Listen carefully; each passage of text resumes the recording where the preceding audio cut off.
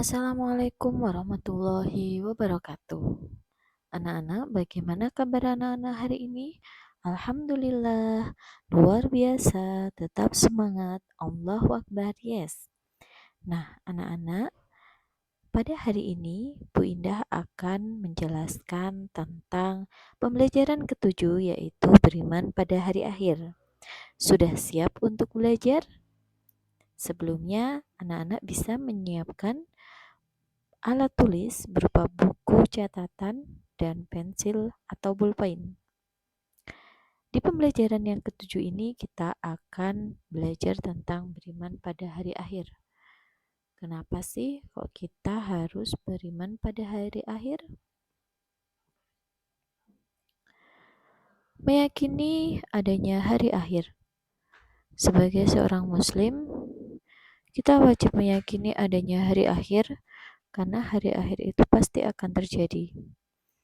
Allah berfirman dalam Quran surat Al-Hajj ayat 7, wa anna sa'ata atiyatul la raiba fiha wa annallaha yab'atsu man fil kubur, yang artinya sesungguhnya kiamat itu pasti datang, tidak ada keraguan padanya, dan sesungguhnya Allah akan membangkitkan siapapun yang ada di dalam kubur. Dari dalil ini kita diperintahkan Allah untuk meyakini adanya hari akhir.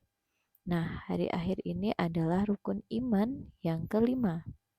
Adapun rukun iman ada berapa anak-anak? Ada yang tahu? Ya, rukun iman ada 6. Yang pertama, iman kepada Allah. Yang kedua, iman kepada malaikat. Yang ketiga, iman kepada kitab Allah. Dan yang keempat, iman kepada Rasulullah. Dan yang kelima, iman kepada hari akhir.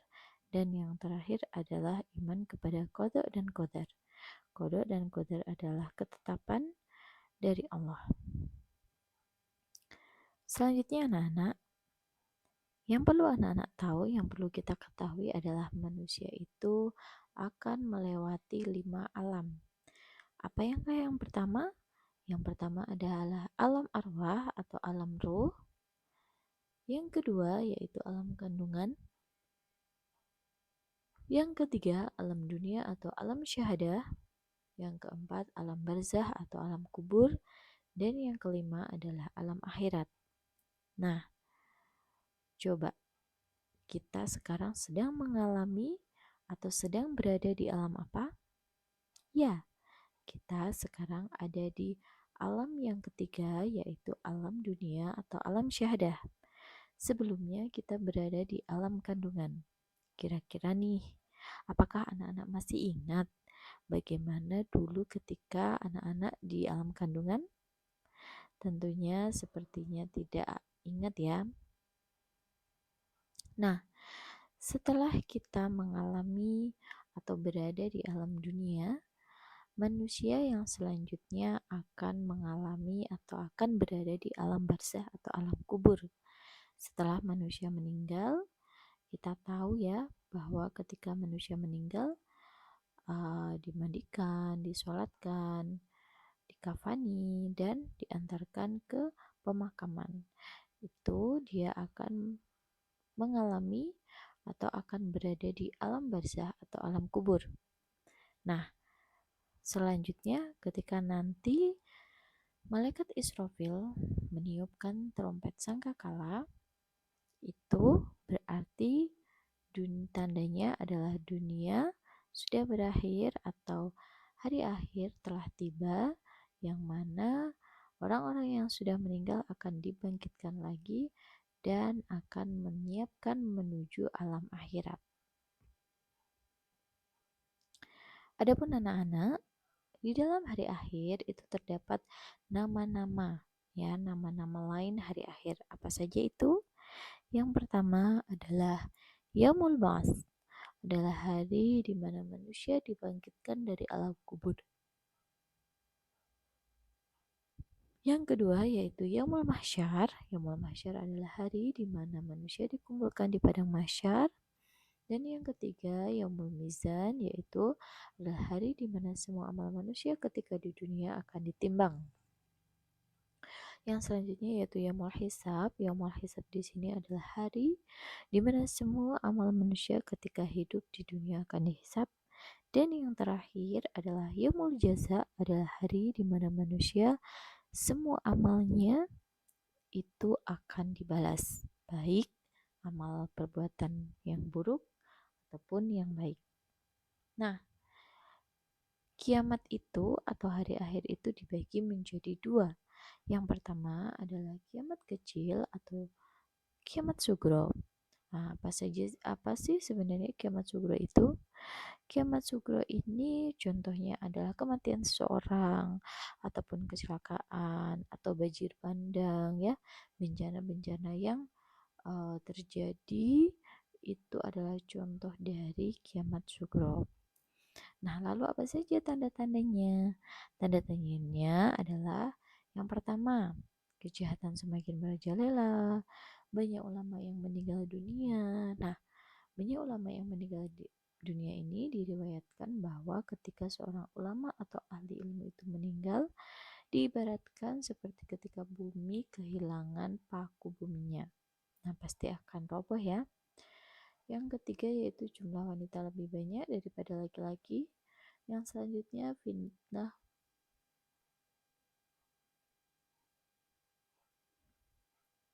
sudah merebak kemana-mana.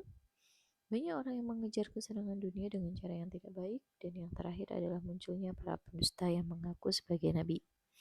Nah, yang selanjutnya yaitu kiamat besar atau kubro. Apa sih yang disebut dengan kiamat kubro?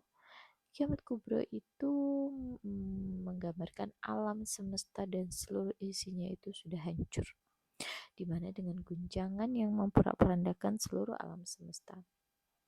Nah, apa tanda-tandanya? Tanda-tandanya adalah munculnya dabah atau hewan ajaib yang dapat berbicara, munculnya Imam Mahdi, munculnya Dajjal, dan turunnya Nabi Isa alaihissalam, dan yang selanjutnya adalah matahari terbit dari arah barat. Nah, padahal kan sebenarnya matahari terbitnya dari arah timur. Nah, nanti tetapi ketika hari akhir sudah datang, itu adalah salah satunya adalah ketika matahari terbit dari arah barat. Lalu bagaimana sih seharusnya sikap kita dengan adanya hari akhir itu? Yang pertama kita harus percaya, beriman ya. Nah, bagaimana implikasinya? Yang pertama meningkatkan iman dan takwa kepada Allah. Apa takwa itu? Takwa itu yaitu menjalankan semua perintahnya dan menjauhi larangannya. Yang kedua, menghindari perbuatan dosa dan maksiat. Yang ketiga, menambah keyakinan atas kekuasaan Allah. Yang keempat, memotivasi diri supaya tidak menunda-nunda untuk berbuat kebaikan. Dan yang terakhir adalah menyadarkan diri bahwa kehidupan dunia hanya sementara.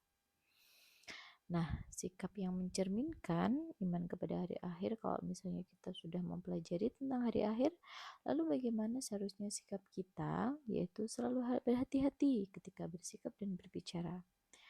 Nah, anak-anak yang biasanya harus berhati-hati kalau seandainya bicara dengan teman, guru, dan orang tua. Lalu perbanyak tolong menolong dalam hal kebaikan, terutama menolong orang yang membutuhkan bantuan. Orang yang membutuhkan bantuan bisa jadi teman kita atau orang tua kita atau tetangga kita.